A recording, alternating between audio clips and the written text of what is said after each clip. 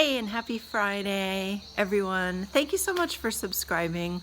Got to 2,000 subscribers. That's pretty awesome. And for those of you who bought t-shirts or notebooks or the little pouches from my Printify shop, thank you. The link is in the description. So let's see, in this video, I have the animal spay and neuter day, and I just got back today from the Victoriano Lorenzo Museum in town. Last week on Sunday, we had a spay and neuter clinic.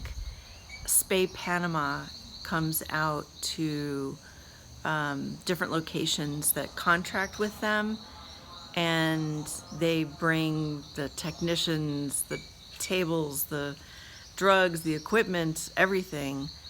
And it's a pretty amazing operation, what they do.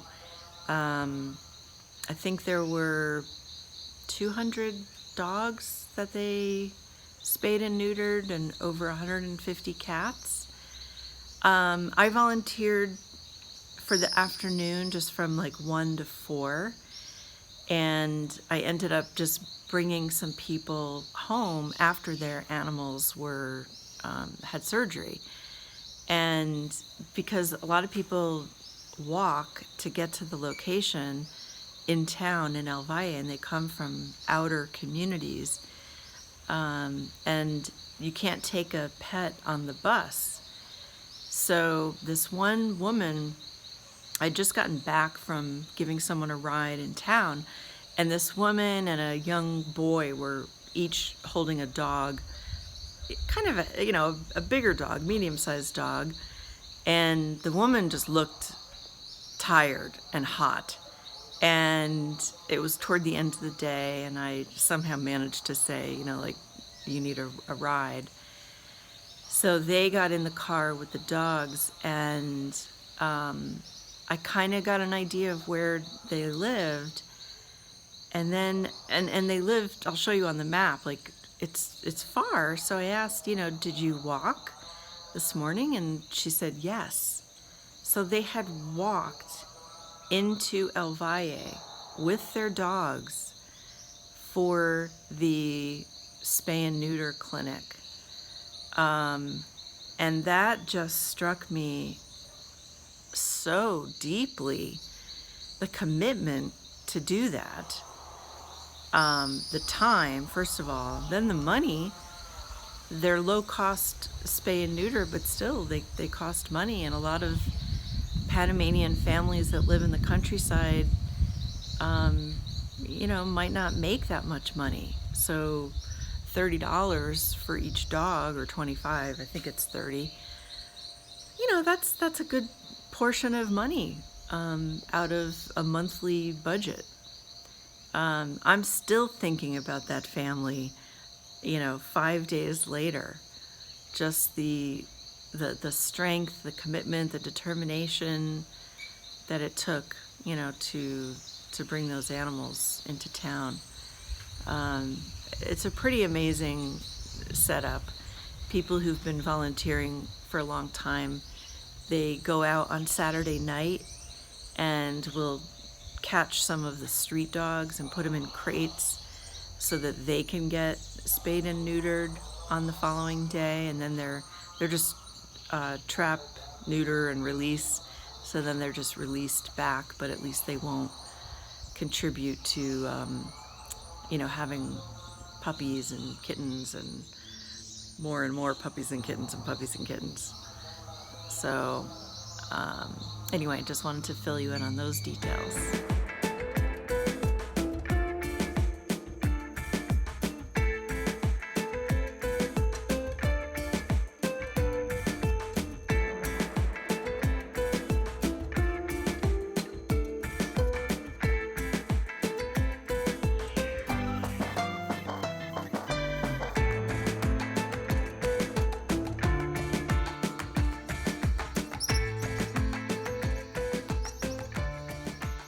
So I'd been meaning to go to the museum for a while. It had been closed during the pandemic, and then I think it was closed for some remodeling, I think.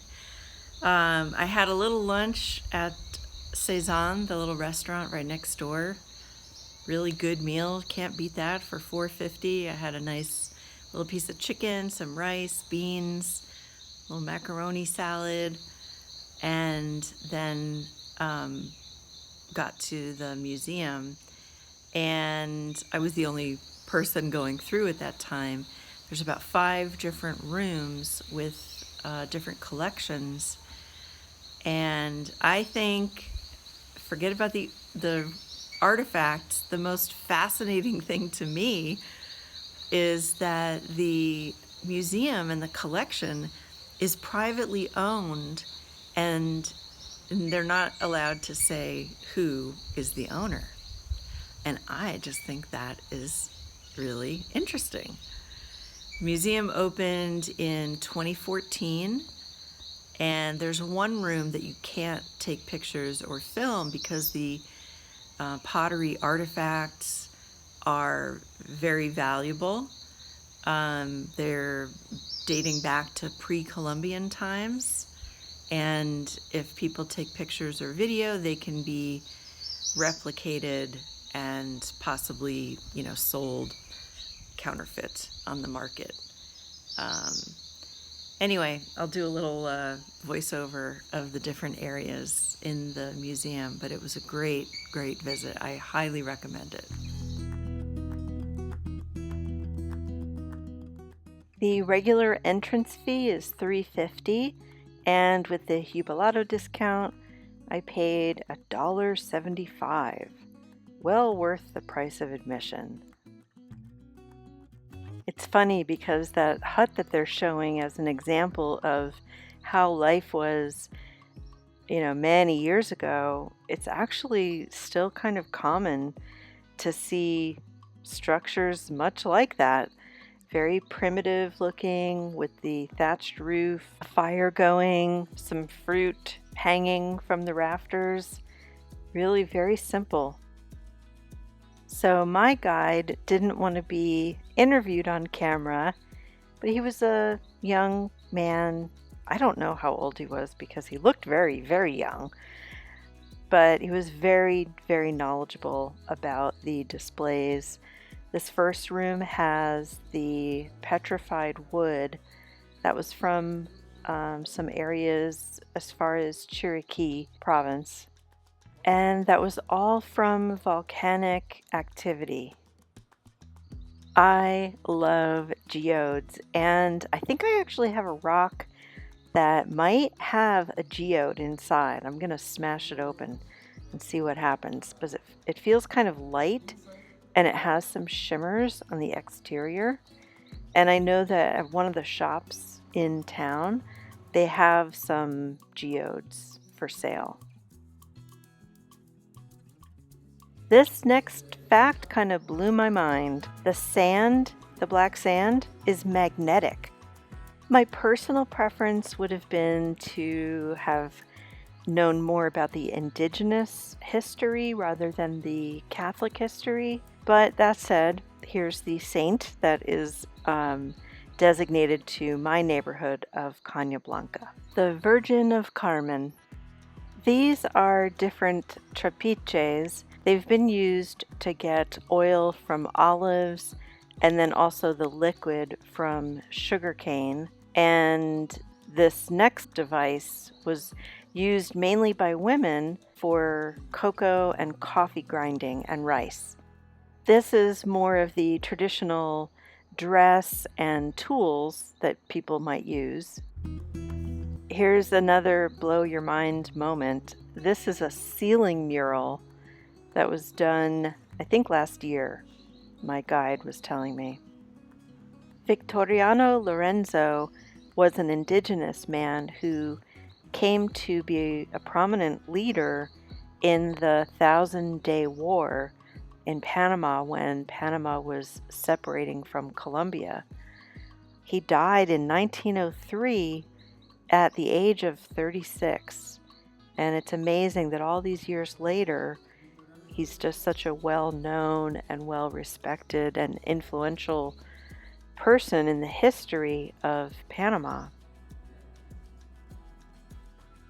These traditional houses or huts made of mud and straw and the thatched roof, they have an elevated section for sleeping that would be safe from dangerous animals. And it's a very, very modest accommodation. But I have to say, it looks kind of similar to how a lot of housing is for someone who lives on a property, a caretaker. You know, they don't have air conditioning, they don't have windows that open and close or have screens, and they have just a very small space. I mean, a caretaker's house would have a regular roof on it, and they would have plumbing, and they'd have, bathroom and shower, but you get the idea.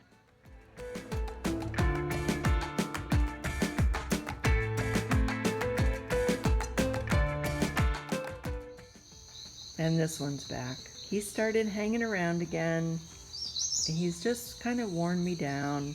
Now I'm back to doing what I used to do in the beginning, which was giving my cat Feather and this cat treats through the door.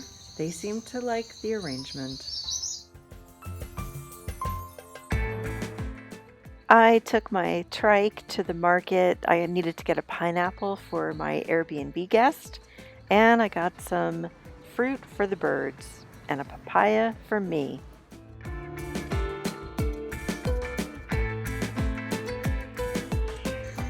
So I'm expecting a guest today. I'm just doing my final little walkthrough in the casita. It looks like it's gonna rain, so I just put on the little hammock patio lights. I can't wait for all the vines to grow up on this bamboo.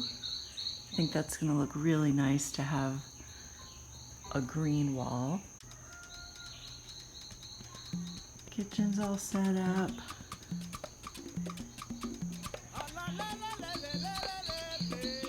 Take a peek in the bedroom.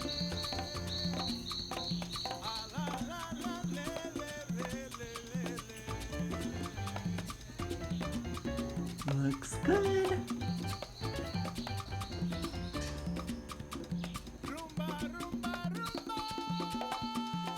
The Airbnb link is in the description, the video description.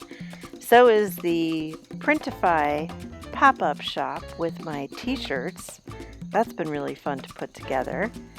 Thank you so very much for watching, and I'll see you next time.